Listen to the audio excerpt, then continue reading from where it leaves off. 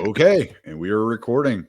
I'm here with Father John Whiteford out of Spring, Texas. How are you doing tonight, Father? I'm doing good. How about yourself?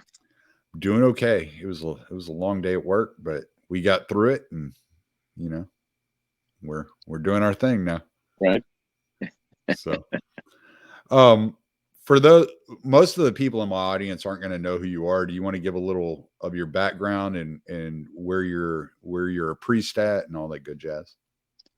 Well, I was raised Nazarene, which is a type of evangelical Protestant associated with Methodism historically, and became Orthodox in 1990 after reading the Fathers of the Church and discovering that I wasn't in the same church as they were. And I've got a parish in Spring, Texas, St. Jonah Orthodox Church, and I've been a priest since 2001 and a clergyman since 1995. And I met Father Joseph a few weeks ago, Father Joseph Honeycutt a few weeks ago, and I attended his Lent retreat that he had with where Father Josiah spoke, and then I went back last Sunday, in it or not last Sunday, it was a Sunday before last, and attended liturgy there. And my parents live not that far from your parish, and they actually joined me and attended their first liturgy at St. Joseph's. So it's a it's a Cool. tight knit community. It's really cool. Like when you start diving in, and you realize who knows who and how close all these connections are. Yeah, Father Joseph's been a friend for a long time. His son is my godson, so we've known each other a long time. That's really cool. Yeah. So, well, the reason I asked you on is I wanted to talk about the monks in at Lavra and the Kiev Caves, and about what they're going through. Other than the update you put on there this morning, I haven't seen any other updates, though I've been looking periodically throughout the day, trying to see if I could figure out what's going on. I had talked to Jim Jotras a few weeks ago, well, a couple of months ago, and we dug in a little bit into how the CIA through their agent Jack Devine, and then had worked in Ukraine, and how Patriarch Bartholomew had operated within Ukraine. So I want to kind of touch on all of these things and kind of intermingle the entire conversation if we can. So Well, yeah, just kind of give us an update or a background of what's going on in Kiev with the monks in Kiev, and what the U.S. has to do with that at the moment. well, to give some of the background, the Patriarch of Constantinople, who resides in what is now known as Istanbul, but historically was Constantinople, has been put into a bad situation by the fact that the Turks conquered the city of Constantinople in the 15th century, and the Orthodox population of Asia Minor was mostly kicked out of the country after World War One. There was a attempt by the Greeks to liberate the Greek population of Asia Minor because the Turks were on the losing side of World War One, and the Greeks were with the Allies. So they thought now was their chance, and they started a war with Turkey, but it didn't end well because the Ottoman Empire broke up, but Ataturk established the modern state of Turkey and was successful in defeating the Greeks. And not only did he defeat the Greeks, he didn't go back to what the status quo was prior to the war. He kicked almost all the Greeks out of Asia Minor. So that's one of the reasons why you have so many Greeks scattered around the globe, is you had all these Greeks that were living in Asia Minor, what is now Turkey, that had to find somewhere else to live, because if they had stayed put, they'd have been killed, and a lot of their relatives were killed. And so anyway, Constantinople, the Patriarch, was in a weakened position, and so rather than trusting in God, or maybe just moving somewhere else, like the Patriarch of Antioch did, he various patriarchs have looked towards foreign alliances as some means of preserving their position. And before World War II, they mainly were looking to the British, but after World War II, they started looking to the United States. And so essentially, the Patriarch of Constantinople has been a vassal of the United States since the 1940s. And if the U.S. State Department has an interest in some issue, they do what the U.S. State Department wants them to do. And what's gone on in Ukraine has been historically part of Russia. It's actually where Russia began. When you talk about the baptism of the Rus, which happened in 988, that happened in Kiev, and so the Russian people originated from this area. And for historical reasons, the Mongols invaded. They destroyed most of what Kievan Rus had been. But you had Russians that went and settled into the forest of the north that were able to fare better under the Mongol period. And then eventually you had Western powers that at various times occupied or controlled Ukraine. Long story, but Ukraine, the current state of Ukraine is composed of mostly areas that historically were part of Russia, but also some areas that were mostly connected to Poland or Hungary, and which at the end of World War II wound up being cobbled together into the Ukraine, the SSR, or the Soviet Socialist Republic. But then when the Soviet Socialist Republics broke up, it became an independent country. And so the West has been trying to carve off Ukraine and set it at odds with Russia ever since, because they see that as a way of neutering Russia. And so there are theological and ecclesiological issues that the Orthodox people care about, but the United States government doesn't care about any of those things. They just want to hurt Russia, and it doesn't matter how they do it. And so causing a schism in the Orthodox Church is small potatoes to them. They don't care. So they put the Patriarch of Constantinople up to the job of recognizing schismatics in Ukraine as being the legitimate church and essentially establishing an alternative church to the historic church in Ukraine. And once the war heated up in 2022, the Ukrainian government has really put the screws on the legitimate church, although they were already persecuting the legitimate church prior to that.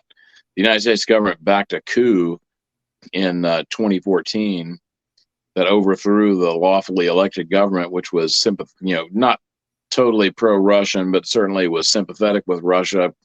And most of the people that voted for that government tended to identify as Russians and wanted to have good relations with Russia, but they also wanted to have a good economy. They would have liked to have had a good trade agreement with the West, but the West manipulated the situation, and then we used color revolution tactics to launch essentially the second color revolution in Ukraine, because there had been a previous attempt for us to overthrow Ukraine and get them to turn to the United States.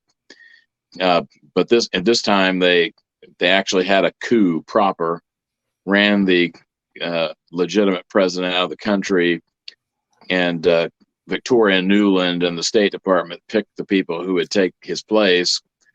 And as a result of that, parts of Ukraine said, hey, we ain't going along with this, and they revolted. So you had Crimea that broke off, and also the Donbass and the Lugansk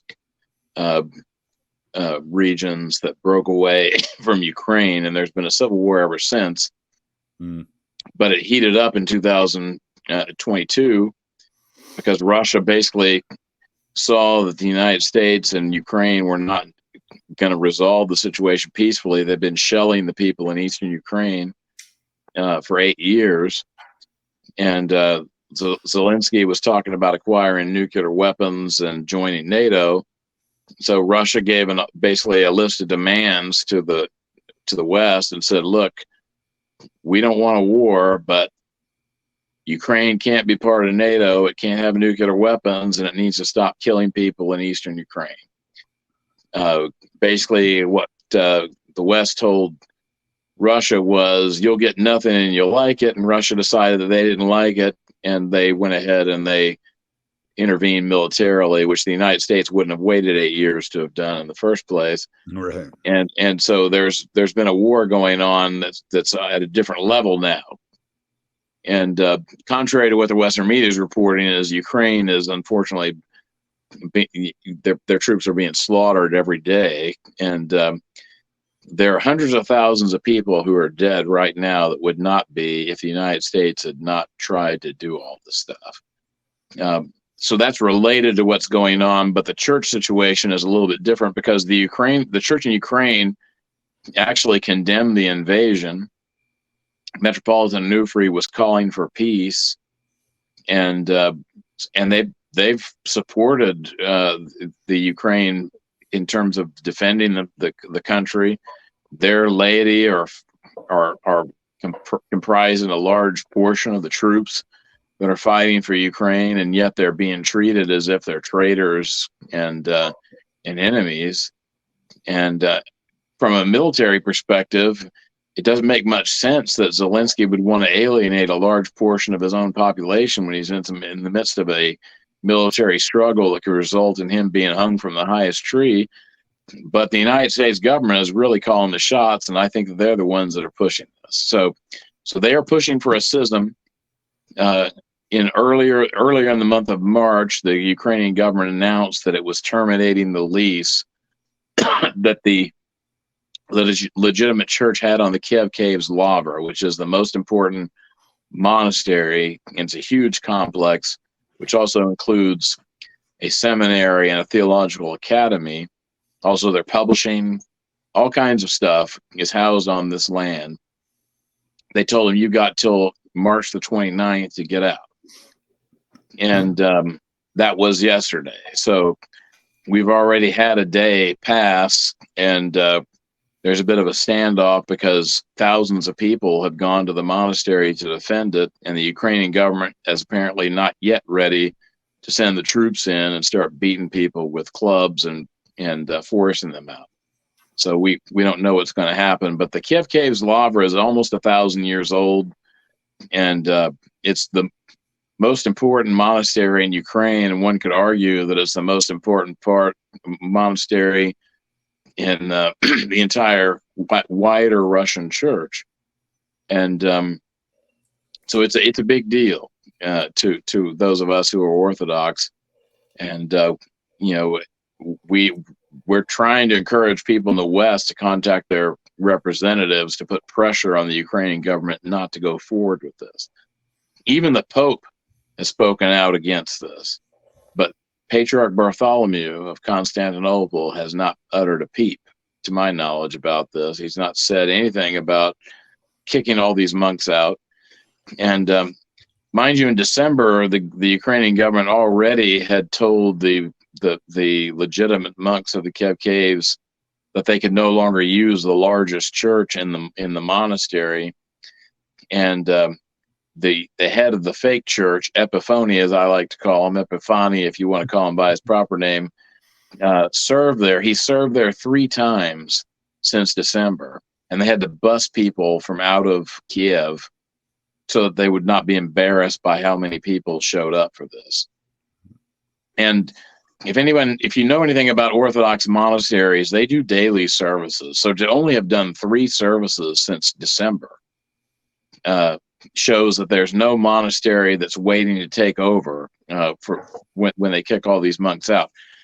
The fake church doesn't even have, if they took all the monks from everywhere else in Ukraine and put them in Kiev, they would still not have enough monks to replace the monks that they're kicking out. So they don't have the monks, they don't have the people, they just have the U.S. State Department and other Western powers backing them up. But they're a total phony baloney, plastic banana, fake church. And if you're wondering why there's a lease on the Kiev Caves, this goes back to the Soviets, because this was church property before the Bolshevik Revolution. When the communists took over, they made it state property. They kicked all the monks out. The monks were allowed to return, but it was still treated as state property, but they were given a lease by the government in Ukraine. And had the government that was overthrown in the coup that we launched been in power long enough, they were talking about just giving the property to the church because they were really the rightful owners of that land in the first place. But since that didn't happen, that's why we're in the situation.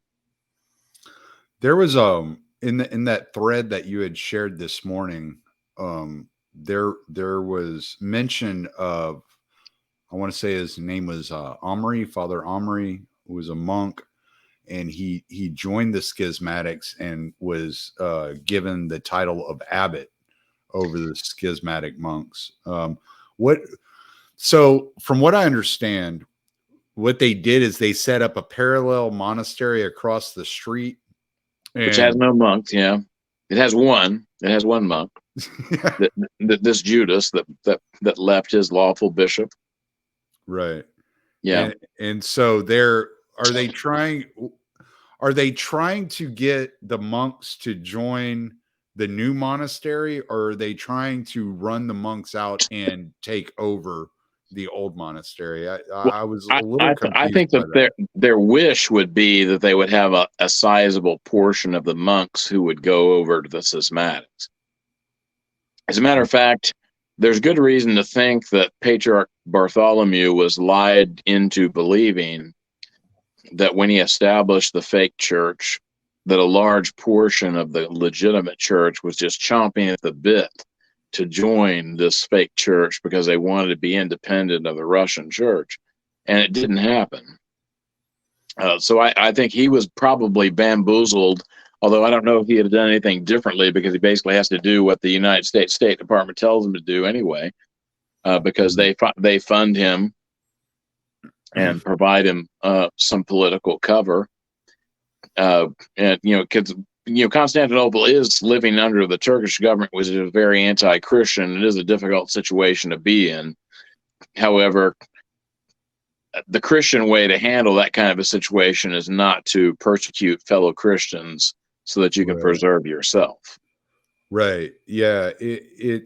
Well, and I saw after his deal in Ukraine, he's gone to, was it Lithuania? I saw that he was setting up a parallel system. He set up a parallel church in Lithuania. He's already done it in Latvia. And he did it in Estonia back in the 1990s.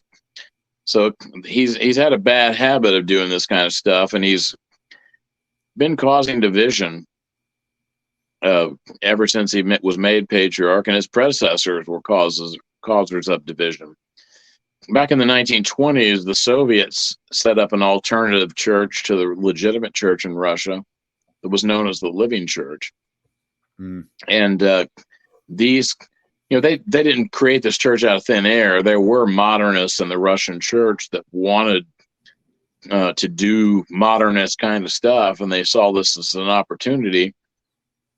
They wanted to allow bishops to be married. They wanted to allow priests who were widowers to be remarried. And back in the days when you had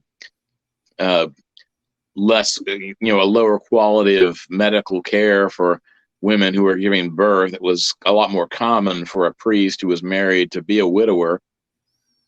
But the Orthodox tradition is that when St. Paul says that a priest is to be the husband of one wife, that doesn't just mean one wife at a time. That means that a priest is only to be married once. And so, according to the scriptures and the canons of the church, a priest can't get married a second time. But they wanted to allow that. And they also want to do a lot of other things, like shorten the services, get rid of the fast. So they were liberals. And they established this fake church.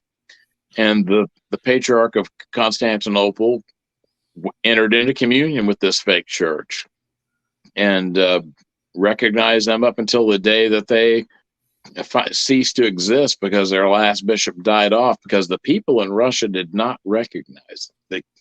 They would refuse to go to their churches. They refused to support their priests. And eventually they dwindled until the very last bishop died. And most of the priests actually went back to the legitimate church, and they were required to do public repentance from the amvon of their church and to apologize to their people for having gone into schism. But some of the leaders of the living church were told that you will never be accepted back as anything but a layman, because you so betrayed the church, you participated in throwing priests and bishops into prison and having them executed. You cannot serve as a clergyman if you come back. And the last bishop was one of these people. And so he lived under the delusion that he was the Metropolitan of Moscow until the day he died, but there were no more people left. And then Constantinople kind of tried to forget that they had ever gone into communion with that group, and then was acting like they were still in communion with the Russian church. And the Russian church was under such difficult circumstances under the Soviets that they basically let it go, assuming that this would never be an issue again. But we're essentially seeing a replay of what happened in the 1920s right now, where they're recognizing renovationists and modernists. And renovationists and modernists that would make the living church look conservative by comparison, because Epiphany is okay with playing footsies with the LGBTQP people, because that's what it requires to get the support of the United States. And basically they're concelebrating with the Unions, so that they're way down the road towards the Church of the Antichrist. They're not anything like Orthodox, and that's what the Patriarch of Constantinople is supporting. Yeah, I think we're with the culture of the West here in America. One of the things that people are going to have an issue with and understanding is the role of the church in the culture in Eastern Europe. Do you mind? I know you've been to Moldova and into the region. Would you mind talking about that a little bit, and how the church affects the culture and what that actually means to the people of that region? Well, when you're talking about countries where the people have been Orthodox for 1,000 years or more, the Orthodox faith is very deeply rooted, and people's lives revolve around the church. And so this is a big deal in Ukraine. And Ukraine is an extremely pious country. Russia itself was subjected to devastating persecution by the communists, and they destroyed so many churches that the life of the church in a lot of areas in Russia was almost wiped out. And so there's still areas that don't have regular churches, although they've been building, thousands of churches every year since then, and the church has been growing. But Ukraine was spared some of that. It wasn't persecuted in the same way, at least not in the sense of churches being destroyed.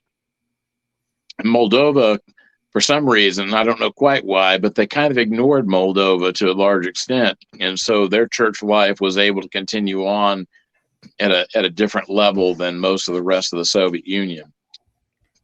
So the faith is stronger there, but it's strong everywhere, because even in the areas where it was extinguished, people still had this memory, and maybe their grandmother passed the faith on to them, at least in some basic level, so they knew some things about the faith. And so when the churches started to reopen, you had people who started going back. And so this is a big deal. And to go cause a schism in a country like Ukraine, it's dividing the country down the middle in many ways, and particularly, if you think Ukraine is a persecuted country that's being picked on by the big Russians and you want them to win, you ought to not be happy that the United States is forcing a schism down their throat that is weakening them at a time when they need to be united if they're going to have any chance of coming out of this in any kind of a positive way where they actually still are a country. I think there are a lot of Ukrainians that are part of the legitimate church that are probably questioning why they should continue to support this government right now. Yeah, I would imagine as much.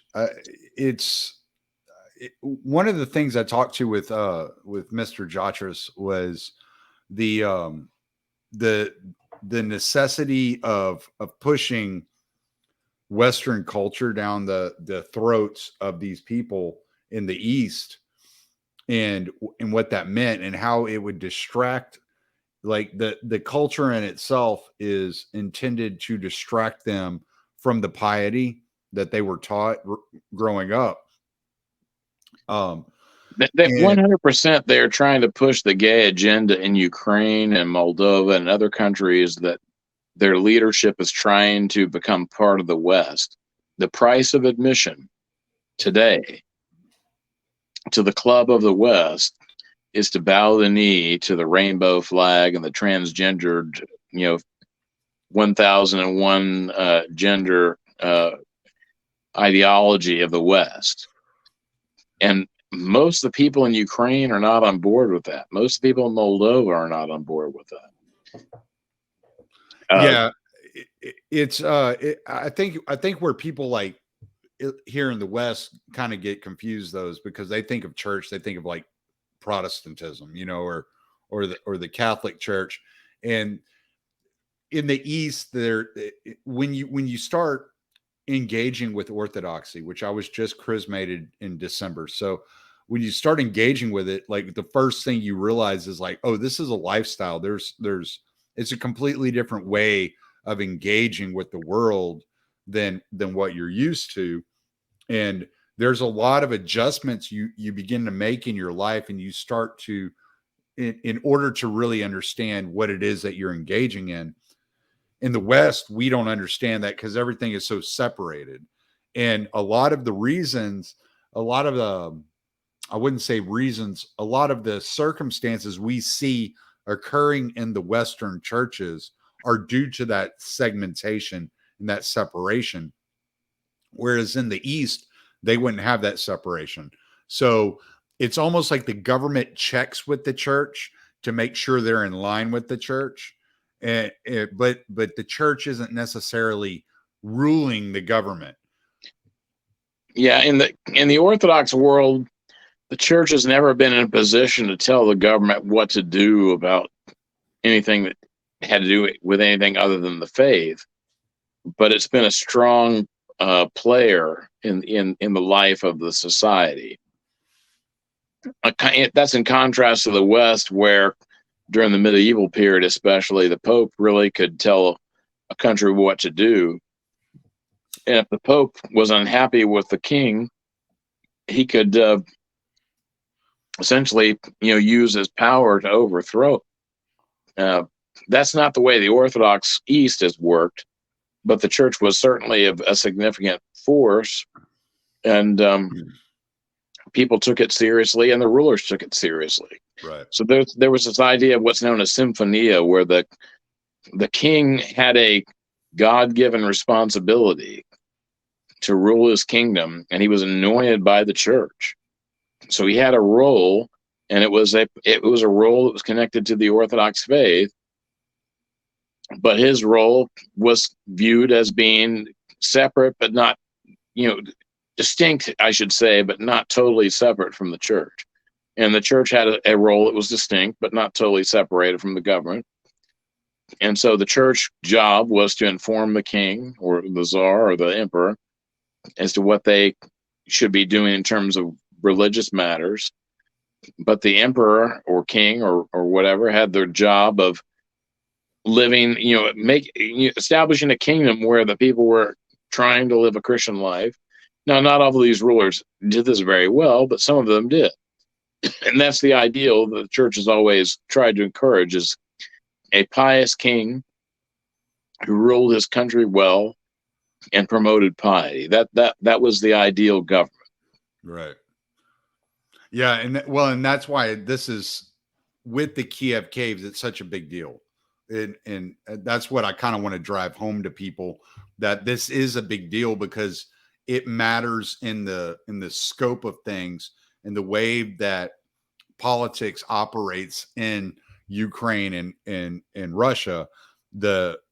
the role of the church matters.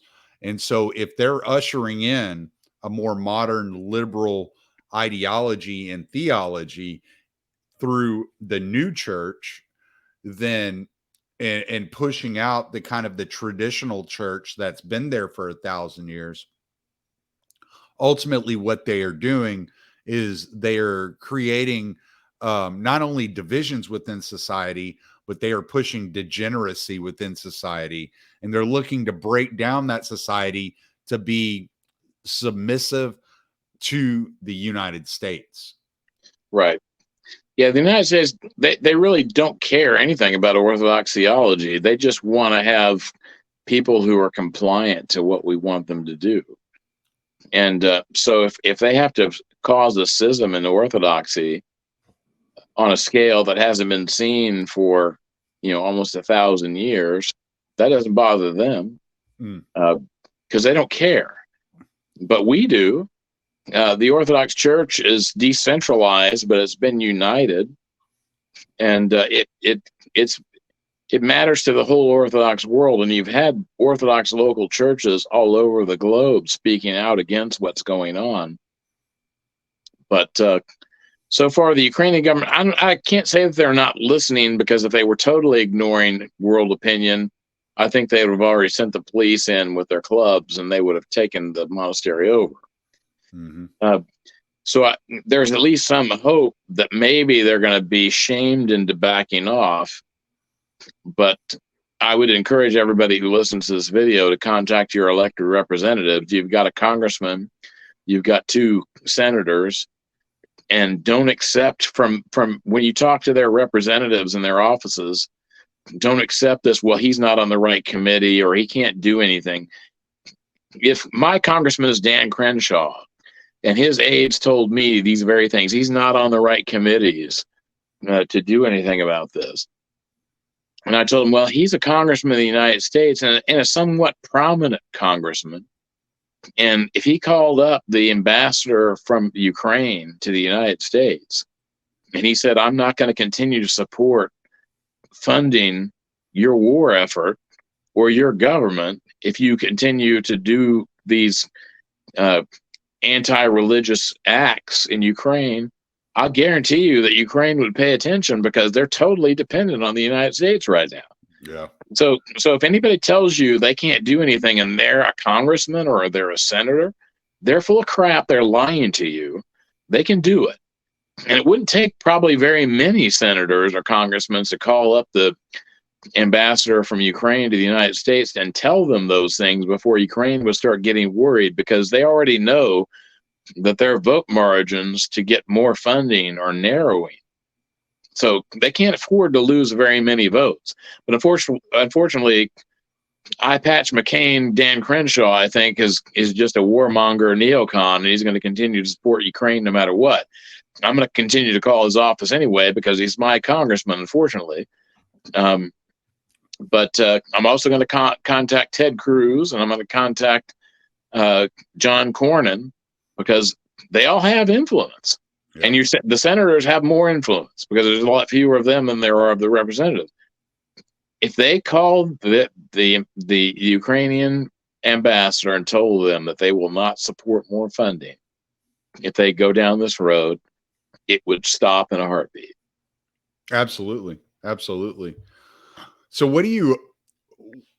how do you see this going? Because I know that the monks received permission to be martyred and to stand their ground. And this is something that I find very intriguing about the Orthodox faith, and really kind of drew me in. My buddy Matt Erickson, who does the King Pilled podcast, his first church was Father Josiah's church there in California. Yeah.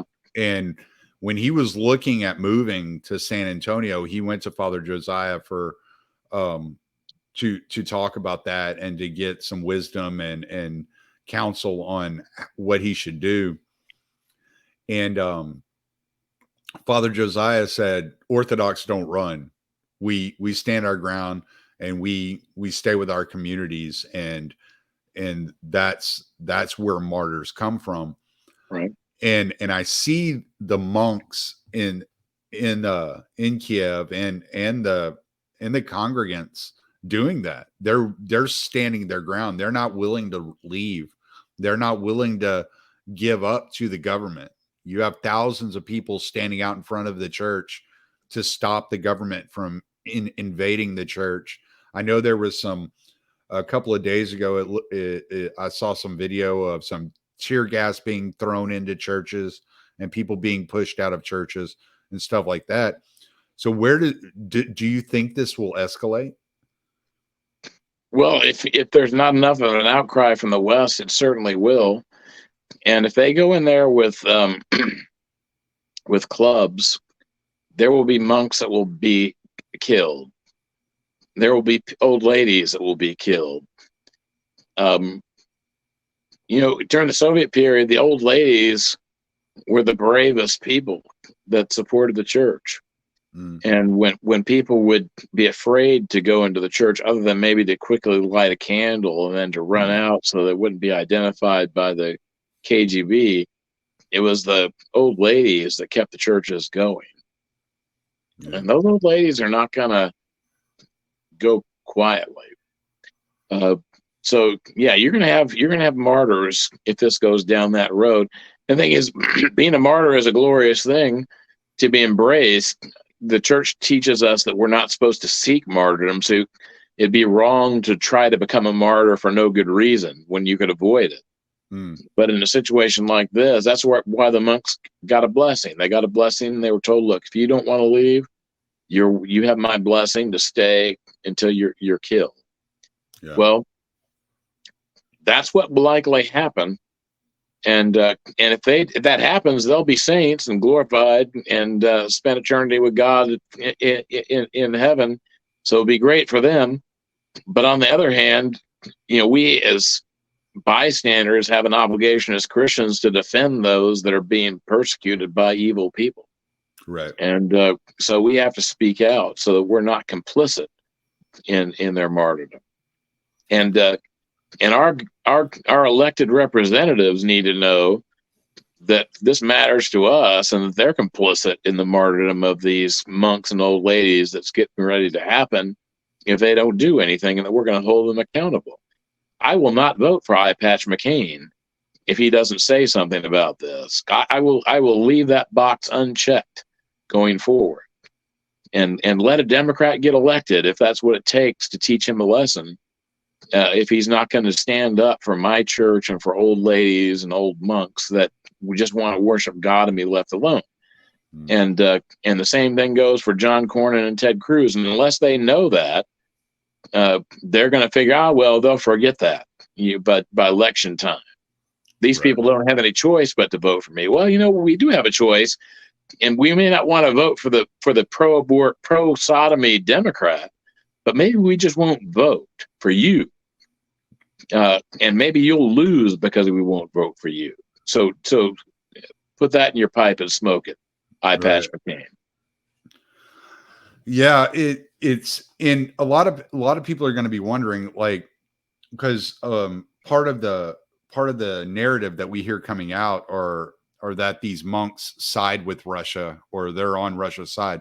What people don't realize is many of these guys, these monks they're in the monastery, they're not political at all. They don't know what's going on. Some of these people are hermits that have been living on their own in a cave for years that have no idea what the geopolitics and the ramifications of the political movements are.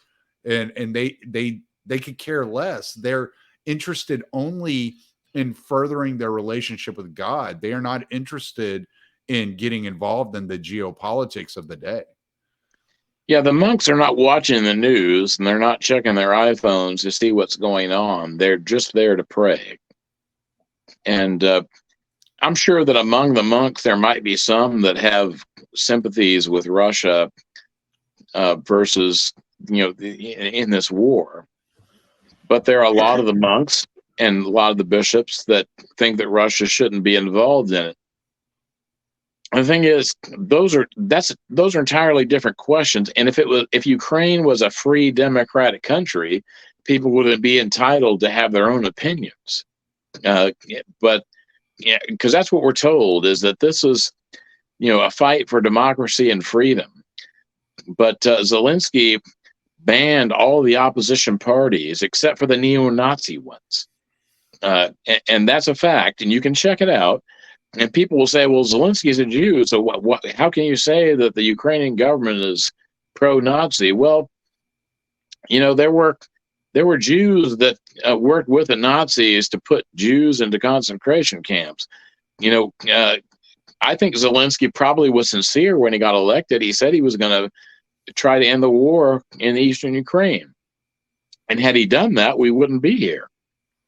But I think once he got to his office, that he was probably told that, hey, if you don't want a bullet in the back of your head, you better do what we tell you to do.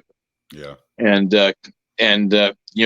alternative A is if things go badly in Ukraine, you can retire to Florida in a multi-million-dollar mansion, and you'll be taken care of for the rest of your life. And if you don't do what we tell you to do, you're just going to be shot in the back of the head. Well, apparently he's taken option A out of those options. But what he promised before all this happened was that he was going to end the war in eastern Ukraine. Well, he went to eastern Ukraine. There's video of this.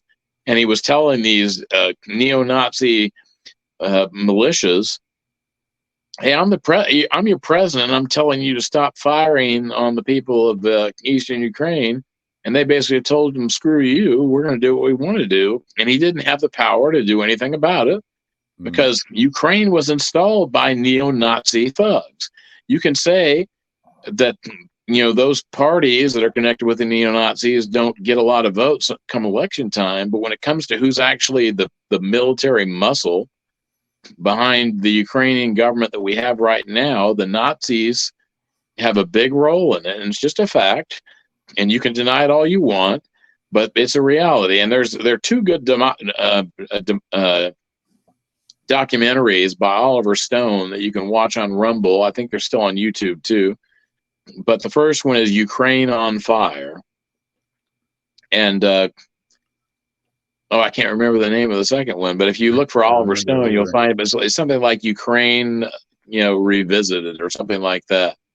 Yeah. But I have a blog post on the subject of this war where I point to those documentaries.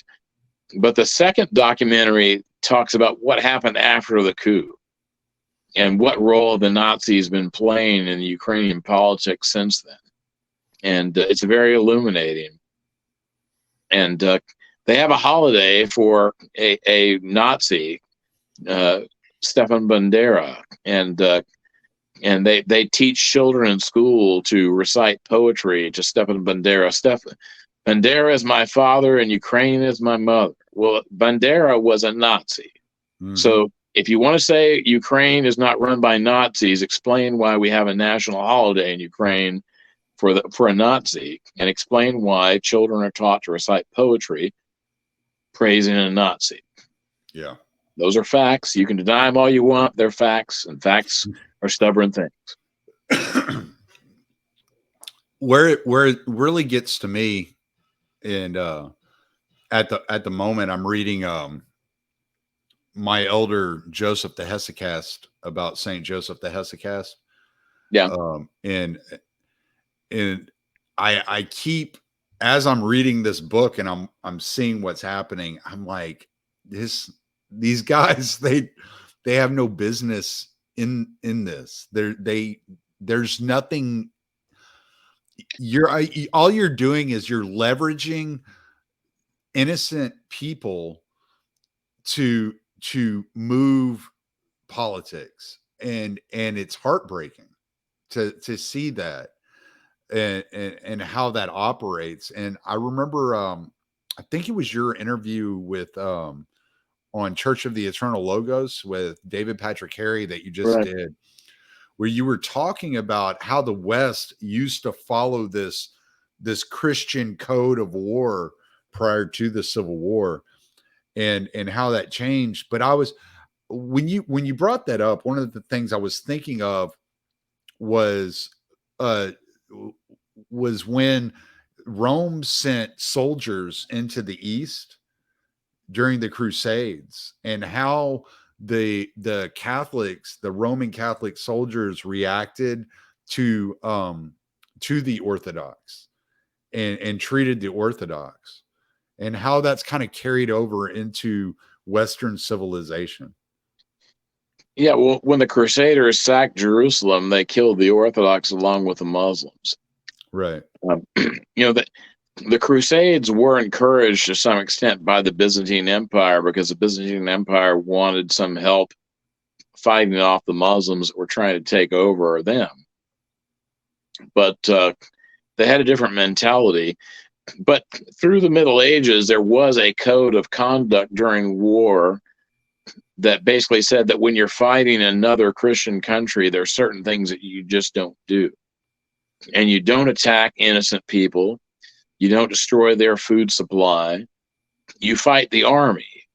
Now, if you had a pagan invader that wasn't abiding by those rules, then you wouldn't be bound by those rules fighting them back.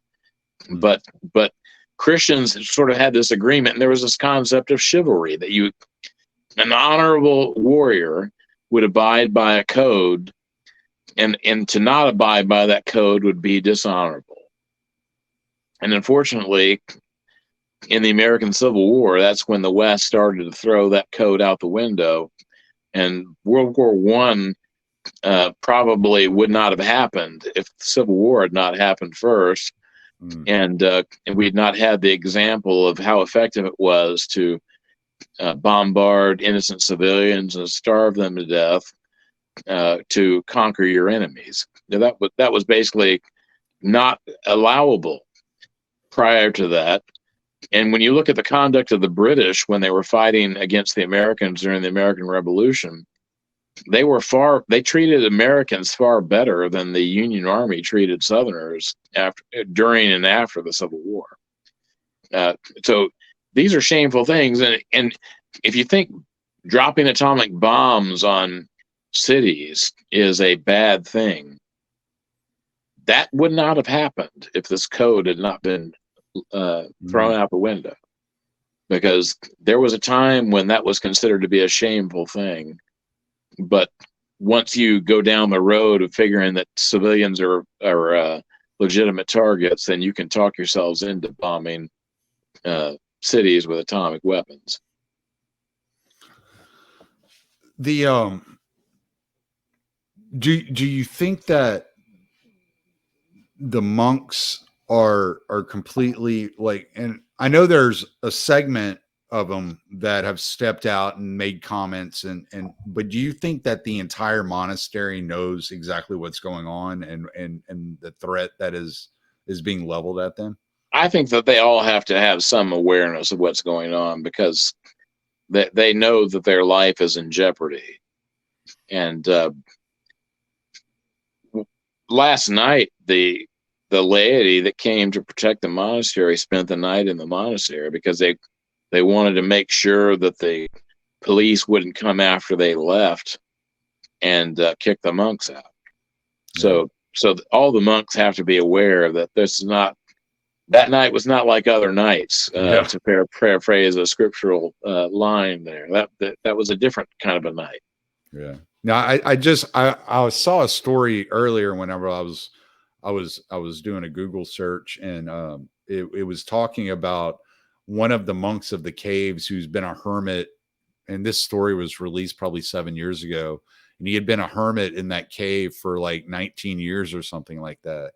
And I'm just thinking about guys like that, and I'm just like really, I mean, it's as bad as going after women and children, really, in my opinion. These are completely peaceful people that have, most of these guys don't even step out of their cell unless it's to grab a piece of bread or to, engage with liturgy. These monks pose no threat to the Ukrainian government. And if they just left them alone, they not only would pose no threat, but the Ukrainian church has actually been raising money to provide assistance to Ukrainian troops. And, they're not arming them, but these troops are their parishioners. So they're trying to provide them with things like food and things to make their life bearable while they're fighting this horrible war. And so not only are they not hurting the Ukrainian government, they're positively doing good things that they should be praised for, but they're losing this war. They're lying, and the media is lying to everybody about how the war is going, but they're losing this war. And when you're losing the war and you can't really kill your enemy, killing people that you can kill starts to feel pretty good if you're an evil, soulless person. And this war is so horrible. You mentioned that I went to Moldova last year. When I was in Moldova, I got to see village life in Moldova. Moldova is right across the border from Ukraine. It was a former Soviet republic. I've never been to Ukraine, but I'm quite positive that the villages in Ukraine were not significantly different than the villages in Moldova. Right. And to imagine these innocent farmers that are trying to live a peaceful life, most of them don't own cars. They're just growing crops, trying to make a living, put food on the table for their families, go to church, and to have their village be destroyed, their whole lives destroyed. You have to be an evil person to do things that would make that to happen. And that's what the people in our government have done. We've got a bunch of pencil-neck geeks that don't know anything about the situation, but they think they're moving pieces on a chessboard, and they're hoping to somehow hurt Putin, when in reality they're just getting a bunch of people killed to the tune of a couple 100,000 already on the Ukraine side, not to mention the millions of people who've been displaced and their lives totally uprooted, and many of these villages will never be the same. If this war ended tomorrow, these villages will never be the same. And to want to see that happen, you've got to be a soulless, evil person. And I just hope that these people wake up, that they're brought to repentance, and that they start changing their course. Because, the wrath of God is going to be on those responsible for this. But what I would say is God's judgment is now going to be on Zelensky for allowing these things to happen. It's going to be on the United States, probably more so, because I don't think Zelensky really wanted all this stuff to happen, but the United States government did, and we tolerate this government doing these things.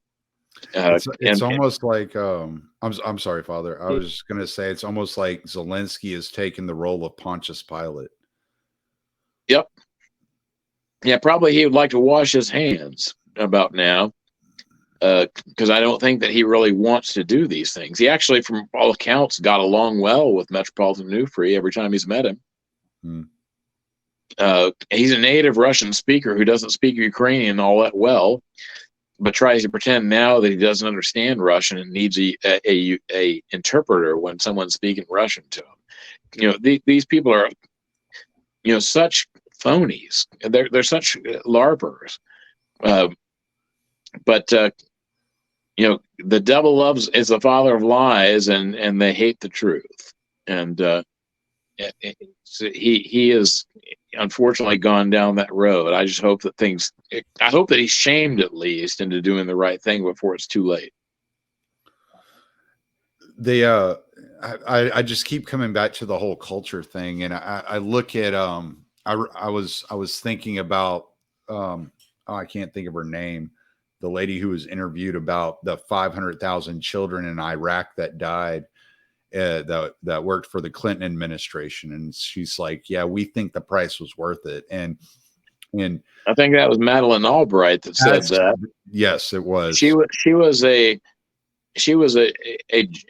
Jewish woman who the Serbs actually protected and kept her from being killed by the Nazis, and she oversaw our war against the Serbs, and so.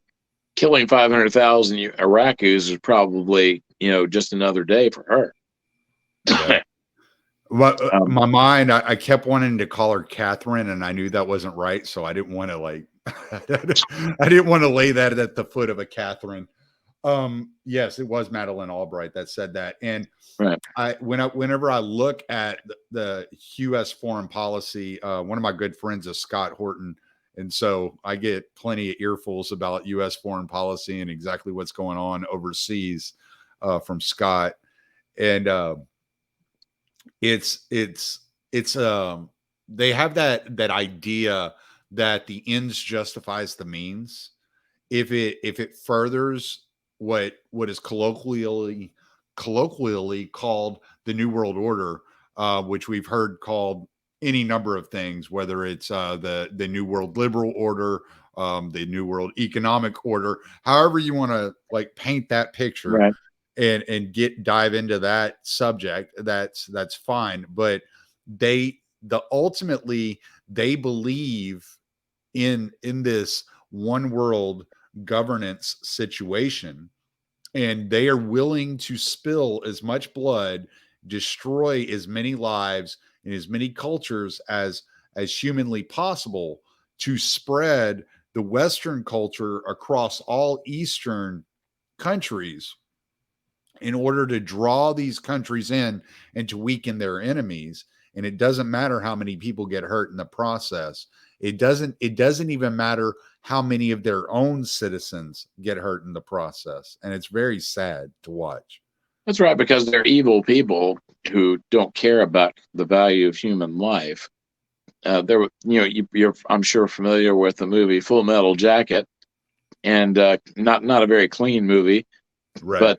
but there was a line in that movie where an officer said about the Vietnamese people, and he used a derogatory term that I won't repeat, but he said inside of every derogatory term for a Vietnamese person, there's an American dying to get out. Mm-hmm. Yep. That's unfortunately the American post-Civil War Yankee, to be more precise, attitude about everybody else in the world, is that everybody else is just really wanting to be like us. There's really no need for there to be any differences in cultures, because everybody wants to be exactly like us, and anybody who doesn't want to be like us really isn't fit to live and needs to be killed. And that's morphed into this globalist agenda that has totally forgotten God.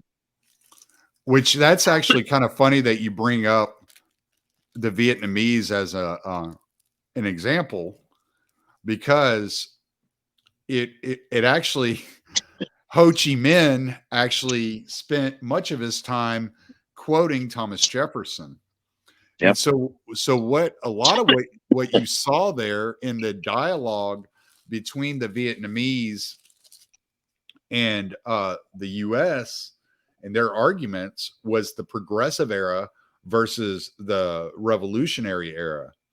And because America wouldn't give the Vietnamese the kind of the revolutionary support, they turned to communism. Yeah. And so you see that this progressive era that was started really under Teddy Roosevelt and expanded under Woodrow Wilson has turned into this monster that many of the founders of the United States warned us of. Right. We've been lied into almost every war we've ever fought, and it's all because we have a certain kind of politician that thinks that the ends justify the means, and it doesn't matter how many millions of people wind up getting killed in the process. I don't think that the American people would support that for a minute if they understood it, and we need to speak out against it because it's evil. I wasn't as aware of this stuff, when I was younger. I bought the crap that most people were fed. When the first Gulf War happened, I enlisted in the Marine Corps, thinking that I was going to go fight for freedom and democracy and follow in my father's footsteps, who was a World War II veteran. Yeah. And Only later did we come to find out that we were lied into that war, and we were lied into the next one too, and we've been lied into pretty much everything since. Right. And we need to stop believing people who lie to us all the time. Yeah. Well, I don't want to keep you any too much longer, Father. It's been an hour. So do you want to tell people where they can keep up with the events that's going on in the Kiev Caves in Lavra, and where to find you, and any last thoughts you might have? Go ahead and just spill it. Okay. Well, I have a blog, Father John, spelled out Father John.blogspot.com. Parish website is Saint, spelled out SAINT, Jonah, JONAH.org. I'm on Telegram, Gab, and Twitter. And probably the best place to follow the events if you really want to pay attention is on Telegram, because that's where I see the best information, because there's no filtering on Telegram, and I pass it on to people. So that's where I would recommend. Okay. Well, and I'll what I'll do is whenever I release an audio version of this, I'll make sure all those links are in the show notes and Sure. easy for people to find. And I'll start following you on Telegram so I have all that information. Thank you. I appreciate it. Well, thank you, Father. I really appreciate you coming on and taking the time to do this. I always enjoy listening to you on other podcasts. So it was a great pleasure for me to actually get a chance to speak with you. Thank you. Good talking to you. And hopefully we can do this again under better circumstances. Sure. That'd be pray wonderful. for that. All right. Well, I'm going to end the recording right now.